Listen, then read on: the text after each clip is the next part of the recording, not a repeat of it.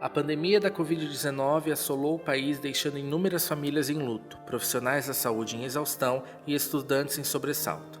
Após quase 2 anos online, a Unisociesc volta com aulas presenciais e nós da Unicolab perguntamos ao coordenador Giovanni Gomes de Faria, do curso de Psicologia, sobre os cuidados mais eficazes em relação à saúde mental.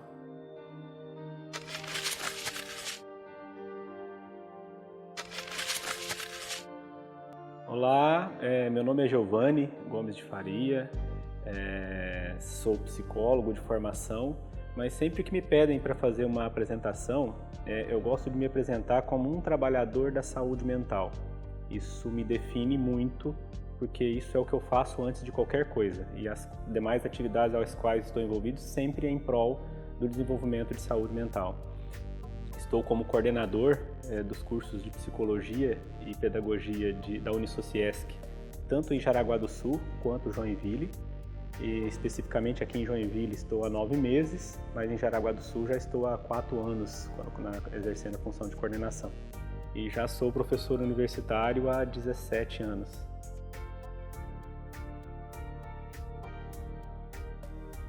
Essa é uma pergunta, né, bem complicada, porque a mente adoece, né? A ciência contemporânea, ela já ultrapassou bastante a divisão mente-corpo tradicional. Então a gente entende tanto mente quanto corpo como entidades indivisíveis. E da mesma forma que o corpo responde às diversas intempéries que a gente tem na vida cotidiana, a mente também, ela vai responder isso também, seja no formato de adoecimento, mas também seja no formato de recuperação e desenvolvimento de novas habilidades para enfrentar os desafios da vida, né?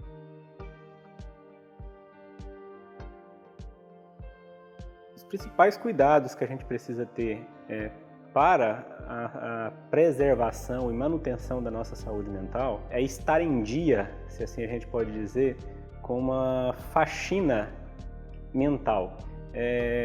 Desenvolver o hábito de prestar atenção naquilo que realmente é importante e colabora para nosso bem-estar. Muitas vezes na vida cotidiana a gente se envolve com tantas atividades, em tantas relações, que a gente acaba se perdendo com os nossos objetivos, com os nossos desejos e com aquilo que realmente importa. E a gente acaba muitas vezes perdendo muito tempo tentando resolver situações que, na grande maioria das vezes, não depende só da gente para resolver, e situações que muitas vezes se resolvem sozinho, quando na verdade a gente deveria estar cuidando dos nossos projetos de vida, da saúde das nossas relações, da coerência que a gente tem entre o que a gente tem de expectativa e a realidade que nos apresenta. Porque a grande parte do sofrimento mental, ele está associado a um distanciamento da expectativa com a realidade.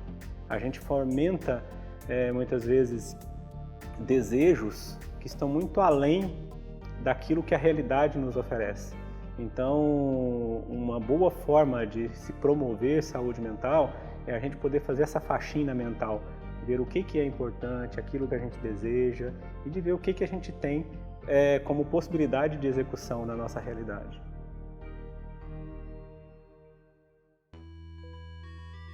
Então, muitas vezes a gente vai conversar com alunos e tem uma fala que eu sempre falo, meio polêmica, quando eu defino o que é a função do psicoterapeuta, que às vezes fora de contexto ela fica mal compreendida. Que é o quê? Por que a terapia é importante? Ela é importante porque o ser humano é incompetente de lidar com as próprias situações da vida cotidiana. Se todo ser humano fosse hábil e competente para resolver todas as suas questões de ordem de expectativa à realidade, como eu disse na resposta anterior, a gente não precisaria de ninguém numa terapia com psicólogo. Mas é exatamente por isso, se a gente não sabe se isso é algo orgânico, se é hereditário ou se é uma armadilha do nosso cérebro para nós mesmos, a gente precisa de um olhar externo a nós que possa nos orientar a seguir o nosso caminho, né? Porque a terapia não te fornece algo novo, muito pelo contrário, ela te ajuda, ela media a forma de você lidar com os processos que já estão em você. Né? Um grande exemplo é a motivação, por exemplo. A gente é muito demandado na psicologia a fazer palestra motivacional. Mas uma das primeiras coisas que o aluno aprende num curso de psicologia é que a motivação ela é uma produção interna e não externa. Então, ou seja, as pessoas se automotivam, elas não são motivadas por algo externo. Então, a importância da terapia, ela está nisso. Então, é um mediador externo, num local, numa posição privilegiada numa relação, em que vai mediar a ressignificação que você dá aos seus processos internos e na tua relação com o meio.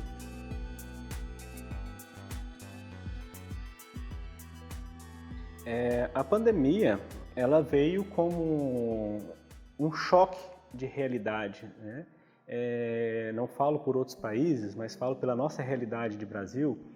Nós somos uma sociedade que, em via de regra, a gente não tem o hábito de ter algo extremo que mexe com todo mundo ao mesmo tempo, né? Porque a gente não é um país que está em guerra, né? Há muito tempo o Brasil não está em guerra. Então, essas situações de calamidade pública que a gente tem no cotidiano, temos da pobreza, das desigualdades sociais, mas uma situação de calamidade pública como a pandemia trouxe, que afeta desde o mais pobre ao mais rico, a gente não tinha passado. E toda situação como essa, ela mexe com a forma como a gente interage com todo mundo. E nesses pouco mais de 2 anos aí que a gente está enfrentando esse processo, nós nos reorganizamos, nos adaptamos a viver de uma forma muito diferente do que a gente vivia anterior. E nesse processo de retorno gradativo a um padrão de interação social que a gente não pôde nos últimos anos ter, obviamente toda a zona de conforto construída nesse período, ela está sendo questionada nesse retorno. Então, até agora a gente lidou muito com a parte biológica da pandemia, que era o quê? Conhecer que vírus é esse, que vacina que importa, quais os remédios para tratamento. Passada essa fase aguda, a gente entra na fase que é a fase crônica, que é a fase mais permanente do processo de pós-pandemia. E nessa fase vem as questões de saúde mental. Vem as questões de saber quem somos nós. Aquela pessoa antes da pandemia continua sendo eu? Os meus projetos de vida que eu tinha antes da pandemia, eles continuam sendo os mesmos? Então, nós estamos com várias questões, e dentre outras, né, que a gente aqui não tem como enumerar, porque são muito particulares da forma como cada um se relaciona com esse momento. Então, é muito difícil a gente sair de uma organização. Nós temos um sistema de proteção interno, né, que faz parte da nossa Constituição enquanto ser humano, que ele trabalha para nos proteger. E ele pode entender esse retorno a essa dita normalidade como algo que seja uma ofensa à organização que estava feita.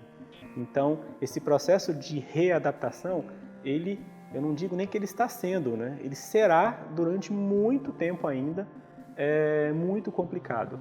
Então, os agravos que a gente já tem observado, como aumento na depressão, níveis de ansiedade associado a condições de readaptação, transtornos adaptativos, como ansiedade de separação, que é muito comum na psicologia do desenvolvimento, observar em crianças de 4 a 6 anos, a gente começa a observar sintomas muito parecidos com eles em adolescentes e até mesmo em adultos. Né? Aquela ansiedade da separação da zona de proteção construída no movimento de isolamento devido à pandemia. Né? E a gente na saúde mental faz uma analogia, né, que a gente discute muito, sobre a luta antimanicomial, né, que é 18 de maio, que está chegando aí, é o dia da luta antimanicomial, de como que é ficar isolado. Né? O doente mental, que a gente tenta tanto isolar ele em manicômios, trancafiar, longe do contato social, ele vive essa realidade de forma permanente.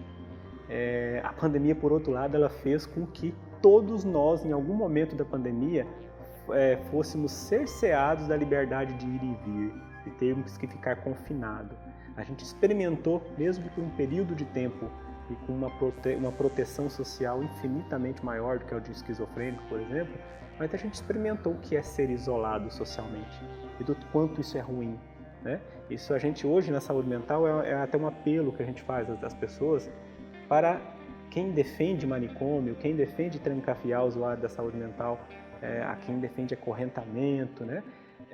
Que pense um pouquinho de como é que você se sentiu num período de isolamento. Essas pessoas que sofrem, né, com doenças mentais graves vivem isso a vida inteira, nós experimentando por questão de meses. Então eu acho que é isso. Então esse processo de reabilitação ele requer muita resiliência, muita capacidade de superação, né, e também capacidade de se rever.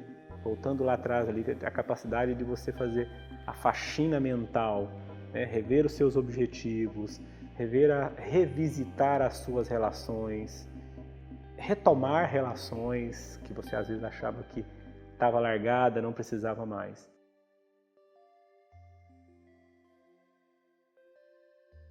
Então, né, gente, como se reencontrar, né? Como em quase tudo que eu falo, em todos os momentos que eu sou convidado a falar, eu trago o meu grande ídolo na música, né, que é o Raul Seixas, né? O Raul está em tudo na minha vida porque tem quem goste, respeito quem não curta, mas eu encontro em suas letras música para vários momentos ou para quase todos os momentos da minha vida. O Raul ele foi alguém que teve problema com vício. Essencialmente ele era um alcoólatra, né? Embora fez uso de vários tipos de drogas. E ele, em uma das internações que ele teve, ele escreveu uma música que chama Canceriano Sem Lar, né? Que é quando ele estava numa clínica de reabilitação. E em um certo momento ele escreve na música, né? Estou sentado em minha cama, tomando o meu café para fumar. Perdido dentro de mim mesmo, eu sou um canceriano sem lar. Então, qual que é a melhor forma da gente sair de uma situação de dificuldade, de dúvida? Buscar reencontrar. Buscar retomar os seus valores, aquilo que te faz bem. Não um valor moral exposto por uma sociedade que muitas vezes não nos representa, mas retomar aquilo que é realmente importante para a gente. A gente começa por aí. A gente jamais constrói uma casa pelo telhado. A gente tem que voltar ao alicerce. A gente tem que voltar ao nosso núcleo. Se a família é algo importante para você, retome a tua compreensão de família. Se porventura você é uma pessoa que não tem esse vínculo familiar, retome no núcleo de prioridades, de relações que você foi construindo ao momento. Ninguém tem uma vida plenamente feliz, da mesma forma que também ninguém tem uma vida plenamente infeliz. Alguma coisa a gente tem, alguma identidade. Então a gente precisa pertencer, a gente precisa retomar o senso de pertencimento aos locais onde a gente vive e com as pessoas que a gente se relaciona.